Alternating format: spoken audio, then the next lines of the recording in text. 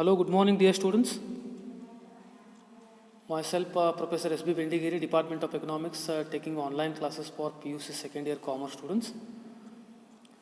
Dear students, in the last class, we have understood the meaning of investment multiplier and its related concepts. Today, let us understand the meaning and factors cause for aggregate demand. Aggregate demand in the sense the overall demand, the demand for goods and services in a particular country. It is also called as average demand. Okay. Aggregate demand in the sense the total demand in the entire country. How long this aggregate demand goes on increases and what factors cause for increase in the aggregate demand. The aggregate demand function shows the total demand made up of consumption plus investment at each level of income. So here aggregate demand is calculated with the help of total amount of consumption of the country plus total amount of investment at each level of income. The income of an individual determines the level of consumption and investment. And these two, consumption and investment concepts, determines the rate of aggregate demand. So there is an interconnection between income, consumption, investment and aggregate demand. So basically aggregate demand determines at each level of income of an individual. As income of an individual goes on increases, his taste and habits goes on changes and consumption level what happens? Reaching to the next level. So investment also goes on increases. As these two, consumption plus investments goes on increases, there is a possibility of increase in the aggregate demand. Aggregate demand also changes when there is a change in the net export effect. When the exportable items goes on changes, there also you can see a lot of changes in the aggregate demand, and if there is a change in the real balances in the hands of individuals, it also determines the rate of aggregate demand. And moreover, the rate of interest. Rate of interest is one sophisticated weapon to bring immediate changes in the aggregate demand. If the rate of interest in banks and financial institutions is less, automatically the supply of money in the hands of individual goes on increases, and simultaneously there is an increase in the aggregate demand. When the supply of money in the hands of you and me increases, we are ready to pay any price for any commodity in the market. So because of that, the overall aggregate demand increase in the economy. It can be explained with the help of diagram. Look at the diagram. This diagram clears, and with the help of this diagram, we are able to understand the aggregate demand is always obtained by vertically adding the consumption and investment. As consumption and investment of an individual goes on increases, in a vertical angle, for example, on OI axis, there is a possibility of increase in the aggregate demand. Okay, so here C indicates induced consumption. It means consumption which depends upon income, and C bar represents autonomous consumption. Autonomous consumption means the consumption which is not depends on the income of an individual. This type of consumption never depends on income of an individual, whether the income of an individual is zero, maximum or minimum. There is no question, there is no difference in case of autonomous consumption. It makes no difference in the autonomous consumption, that is indicated by C bar. Okay, and I indicates induced investment, and I bar indicates autonomous investment, and Y represents income. So as consumption and investment level goes on increases on vertical axis, Y axis, there is a change in the aggregate demand curve. So look at the demand curve there.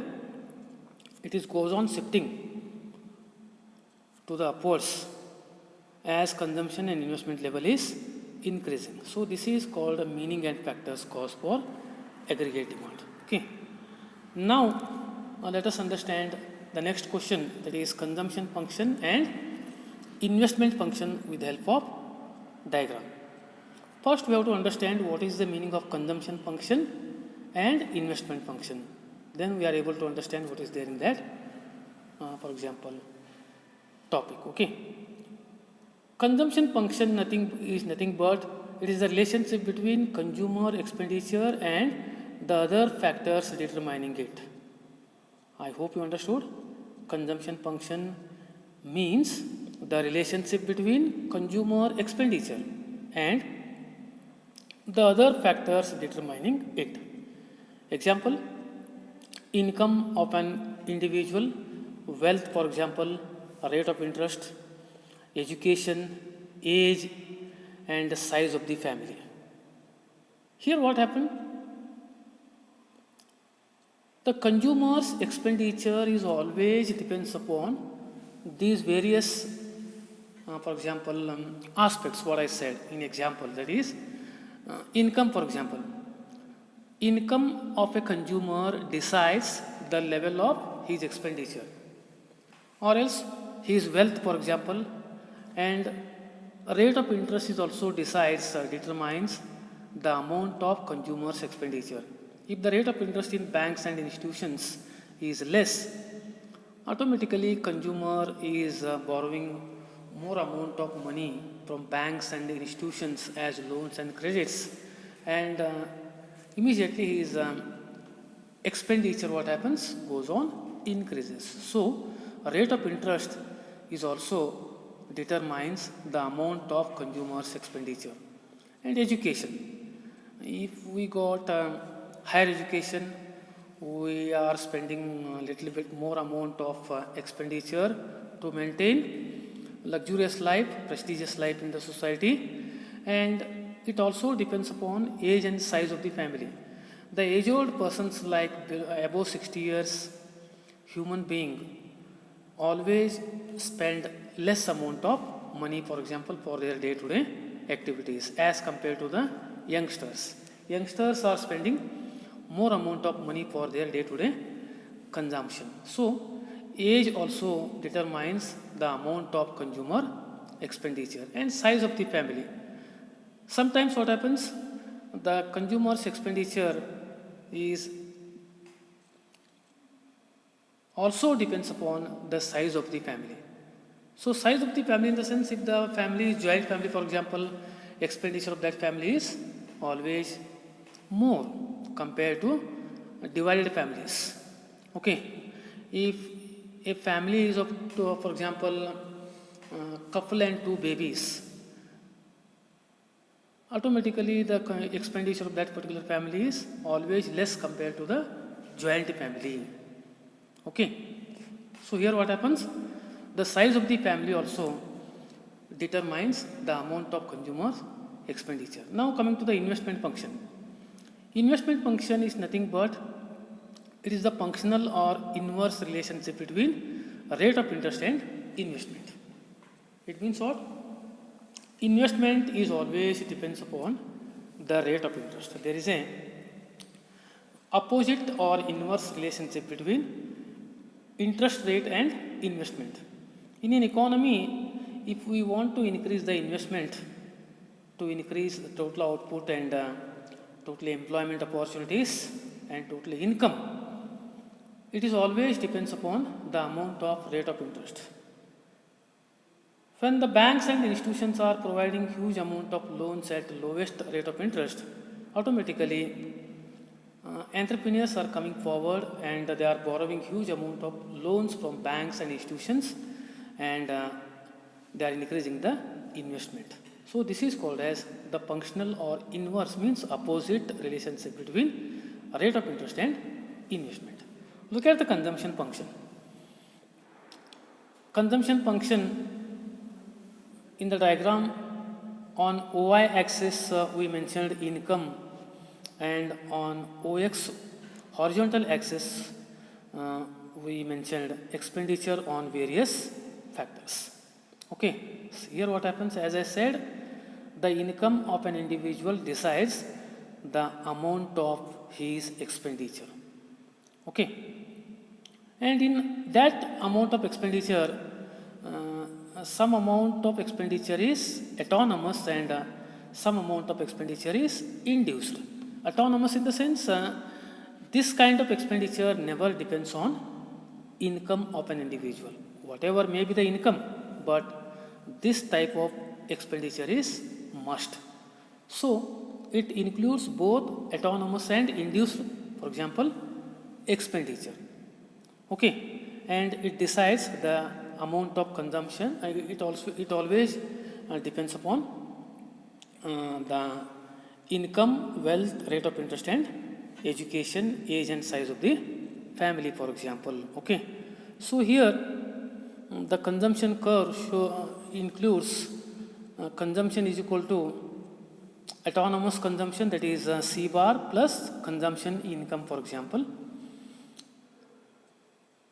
As income increases, there is a possibility of increase in the expenditure of consumers.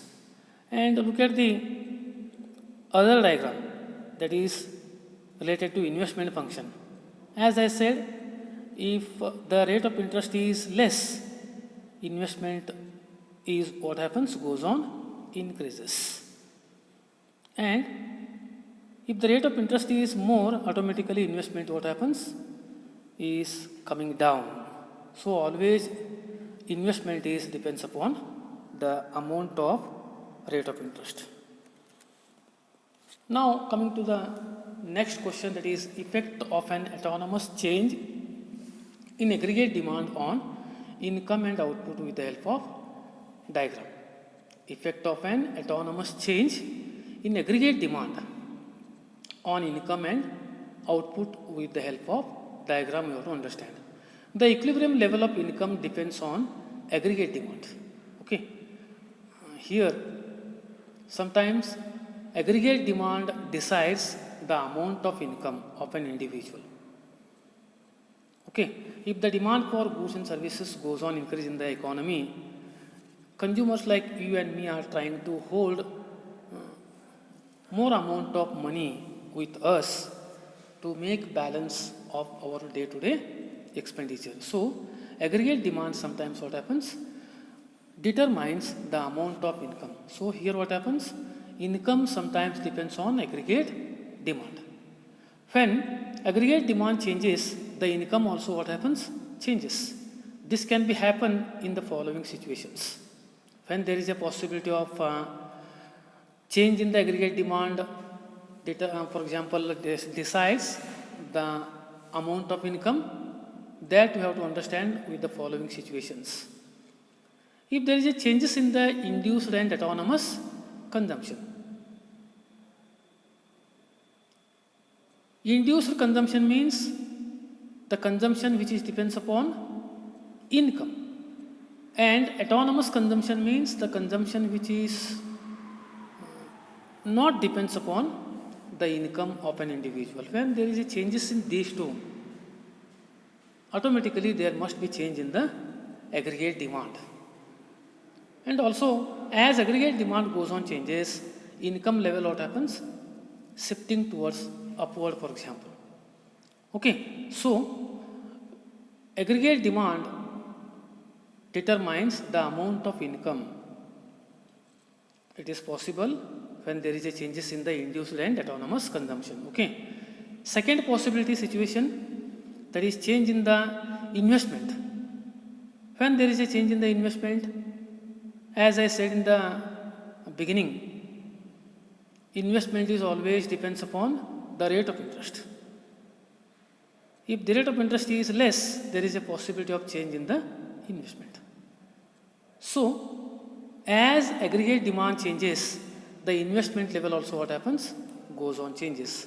But investment is changed only when there is a easy availability of credit and encourages investment. Okay, when the credit is available at cheapest rate of interest, easy availability means when the loan is available at cheapest rate of interest, it encourages automatically investment. And next point is low interest rate. As I said, sometimes investment, for example, aggregate demand changes with the help of change in the income, for example, when there is a possibility of low interest rate. Okay, so income of an individual goes on increases, the supply of money in the hands of goes on increases when there is a less interest rate. Okay, and less interest rates sometimes what happens? Encourages change in the aggregate demand. Look at the diagram relating to that particular topic. In the following diagram, shift in the aggregate demand AD1 to AD2 encourages to increase in the income from Y1 to Y2. As aggregate demand curve shifting from AD1 to AD2, it encourages increase in the income of an individual from Y1 to Y2. Look at the diagram. In that diagram, here this is AD, it is goes AD1 for example, it is increasing from AD1 to AD2 for example on the vertical OY axis. As aggregate demand shifting, there is a simultaneous shift in the income. I said income of an individual is shifting from Y1 to Y2. This is the Y1. When aggregate demand is OAD1 for example, okay, when the aggregate demand is OAD1, aggregate income is OY1. When the aggregate demand is increasing from OAD1 to OAD2, the aggregate income is also goes on increasing from OY1 to OY2. Okay, I hope you are getting my point. And investment is also goes on increasing from A1 to A2 supposed to. When the aggregate demand is AD1, at that time aggregate income is OI1 and investment is A1. As AD1 increasing from AD1 to AD2, income is increasing from OI1 to OI2 and investment is also goes on increasing from OA1 to OA2 for example. Here autonomous investment is E1F which is equal to E2J for example.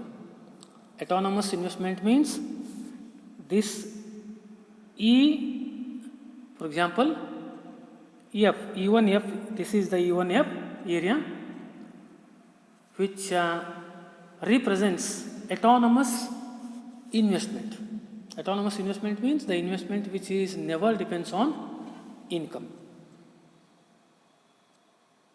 This investment has increased only because of increase in the aggregate demand here. It is not because of increase in the income. Okay, which is E1F is equivalent to, for example, E2J. This is E2J supposed to be. The overall diagram explains. It gives the clear picture of when the aggregate demand is goes on increases, there must be increase in the aggregate income and aggregate investment. Okay. So investment, income are goes on increasing when there is an increase in the aggregate demand. So equilibrium output and aggregate demand in fixed price model is like this. Okay. This is about the effect of an autonomous change in aggregate demand on income and output with the help of diagram. With this, let us stop today's discussion. Remaining part we shall discuss in the